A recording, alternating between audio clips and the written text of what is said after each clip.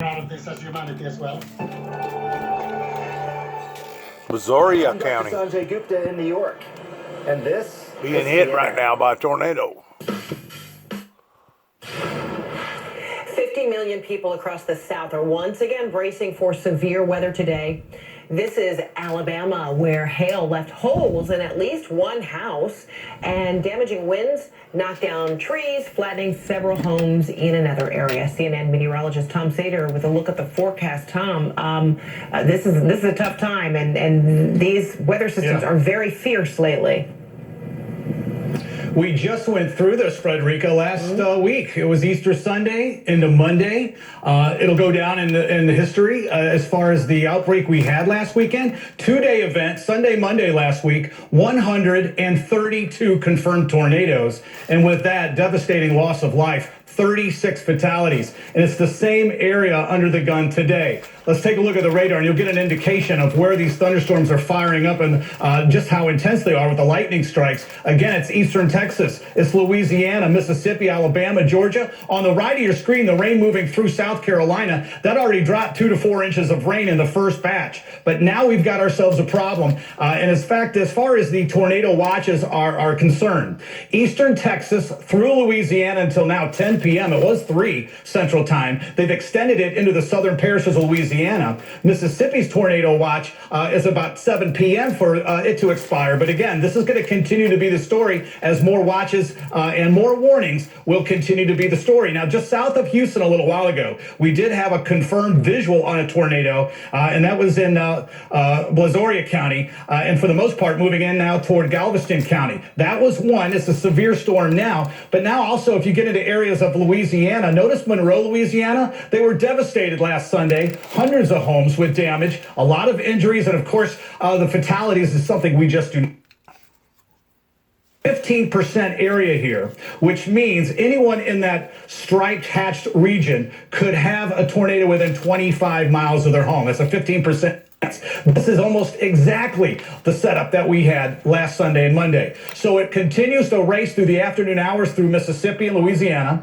It'll be Alabama later on this evening in toward Georgia. The flood threat is great after already dropping 2 to 4 inches and then much more on the way. So area rivers and streams are up, and that severe threat will then make its way toward the Carolinas tomorrow. All the ingredients from last week, Frederica, are here. Yeah. Again, hopefully not the outbreak that we had last Sunday. Hopefully not. Tom Sater, thank you so much. And thank you, everyone, for being with us this weekend. I'm Frederica Whitfield. Our coverage of the coronavirus pandemic continues with Ana Cabrera after this.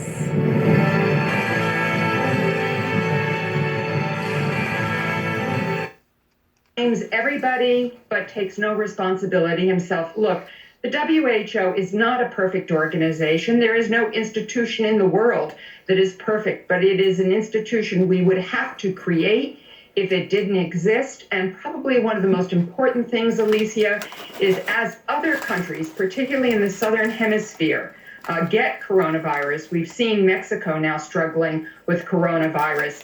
It has the possibility of boomeranging back into the United States and creating another cycle of concern. The WHO is actually the glue that holds all that communications together. So this is just one more example of the president not taking responsibility and putting it on someone else.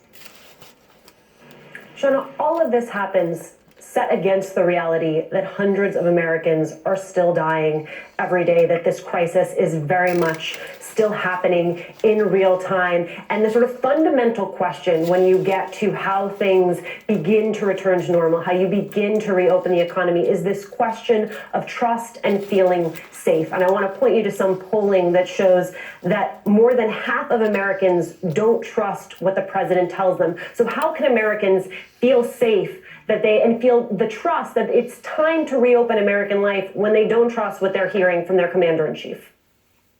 I mean, I think that is a valid question. I think if this White House can basically work with the governors in the states and try to figure out a way to have messages that don't conflict with each other, that may help people feel better. Looking towards your local leaders, looking towards your mayors, looking towards your city councils, looking towards your governors and what they're saying can also help them increase their trust in government. But overall, at the end of the day, because the president is the president of the United States, he has the bully pulpit. He has the ability to go out in front of America and be carried live on multiple networks all the time. People are looking to him for answers. And basically what they're getting back is, hey, trust your governors. So I think it's worth, I realize there was a lot of people in MSNBC who don't say this very often. So maybe this is one of those situations where you listen to the president and listen to your governors, listen to your local officials, listen to the people who are closest to what your pain and what your suffering is, and rely on them to try to make the best decisions for you. I also want to bring in Jacqueline Alemany. She is the author of the Washington Post Power Up newsletter. Jackie, I want you to take a listen to what Steve Mnuchin said earlier about funding for the PPP program. Take a listen. I think we're making a lot of progress. I've had multiple conversations all weekend with the leadership of both the Senate and the House. I spoke with Chuck Schumer this morning already. I know he's on after. And I think we're making a lot of progress. What are they doing in this next bill to make sure that money gets into the hands of those who need it most, Jackie? Well, that is the problem that I think a lot of Democrats still have with this next package, this tweener bill. You know, it's not the full fourth stimulus package that I think Democrats really want, but there are $400 billion in small business loans that we're going to be seeing. There's $75 billion being allocated for hospitals, and there's $25 billion, importantly, for testing. But as for, these workers and Americans who are, part of the gig economy and being disproportionately affected by the epidemic, we're not seeing a lot of the measures that Democrats have been really pushing for them, which is hazard pay for frontline workers and victims of their families, additional aid directly for specific states that are being hit harder than others, and then things like rent freeze and additional SNAP funding for food assistance for people who, now a month in haven't had a job or a paycheck for 30 days. But Treasury Secretary Steve Mnuchin's telling he believes that Americans should be able to subside on $1,200,000 for a very long period of time. And to your point about rent freezes, we'll be talking about that in just a little bit with Julian Castro. But Ambassador, I want to go to you, and I want you to listen to some sound of Nancy Pelosi talking about President Trump as a leader. Take a listen. Leaders take responsibility. So I said he's a weak leader. He doesn't take responsibility. He places blame on others. And that might have been okay for before, but we cannot continue down a path that is, again, I'll come back to science, evidence, data on how we could go forward. Ambassador, you teach a class on leadership. I want to know both what you make of the speaker's analysis, but also speak to Shauna's point about, in this moment of crisis, who Americans should be looking to and listening to. Well, I think Shauna made a legitimate point. I think that people are listening to their governors more than they're listening to the President of the United States, though his approval rating is still in the 40s. He does have a rock solid base that does continue to listen to him. So when he tells people to go out and protest if they don't like what their governor is doing, there are people who listen to him. Nonetheless, as you say, Alicia, I teach leadership, and we tell people, young people who want to be our leaders in the future, they have to know themselves, they have to have courage, they have to have confidence, they have to do what's right, even if there's a cost to that. Political leaders in these times need to do what's right, even if it's not in their political self-interest, when it appears that the president is all about his own political self-interest. We tell them to learn a set of skills, to know what they're doing, to rely on experts in science. We can't all know everything, so we have to create a team and rely on that team. We all like it when Dr. Fauci comes up and speaks at the microphone. We'd actually like to hear that science. But this has been an anti-science administration. We know that about climate. We know that about other things, about them taking science advisors out of many of the institutions in our government. And then we tell people to act. But we tell folks not to do before you know who you are, have that character, bring the people around you that you need, and then take the actions that are necessary. So I think Shauna is right on. Most of the American public is listening to their governors, and there are Democrats and Republican governors, both, who are doing a very good job.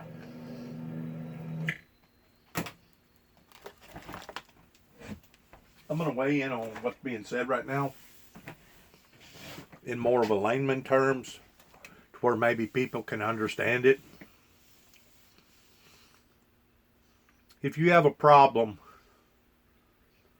in your house and it's pertaining to water, you're not going to call up an electrician. You're going to call up somebody that specializes in water. The same way you're going to deal with vice versa if you have an air conditioning problem or a heating problem that's associated with electricity. You're not going to call up the plumber. You're going to call up an electrician. You're going to call up somebody that is familiar with the problem. We have an administration here that has been in denial about global warming and global changes for quite some time. It's nothing new. It's very commonly known that we've had a president that was in denial about the world warming up. Last weekend, of all strange things to hit on Easter Sunday, we had 30-something people that perished over intense tornadoes that was spawned off of a system like I have personally never seen before. And if it killed 30-something people, can you only imagine how many people that it actually injured in some form or fashion? Right now, as I speak, April the 19th, on the 25th anniversary of the Oklahoma bombing,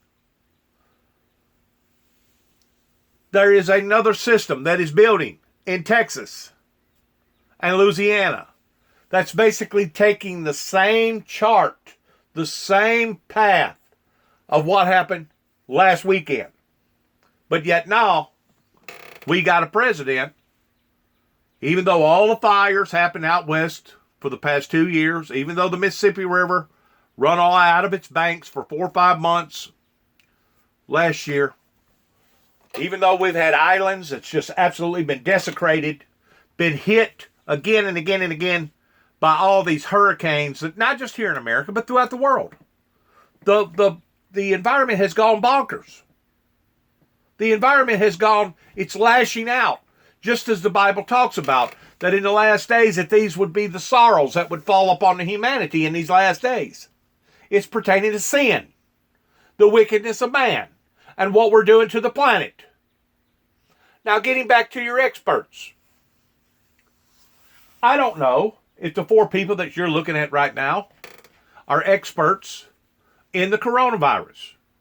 I'm pretty sure the one to your far left is experts in what she does. The one second to your far left, that's got the zigzag on her shoulder, is experts towards being leadership. I'm sure these people have different departments that they're more familiar with pertaining to being experts.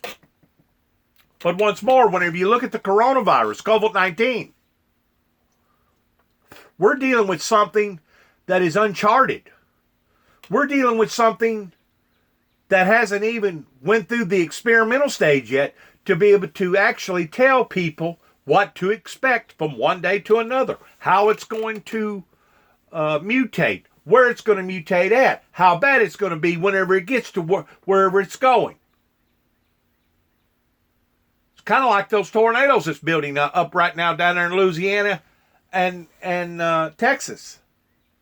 We really don't know. We are in uncharted territory, and the risks are severe. The risks are severe, regardless whether it comes in the form of a flood, a fire, a hurricane, an earthquake, or a pandemic. that is now lurking over the global society's shoulders, over their heads.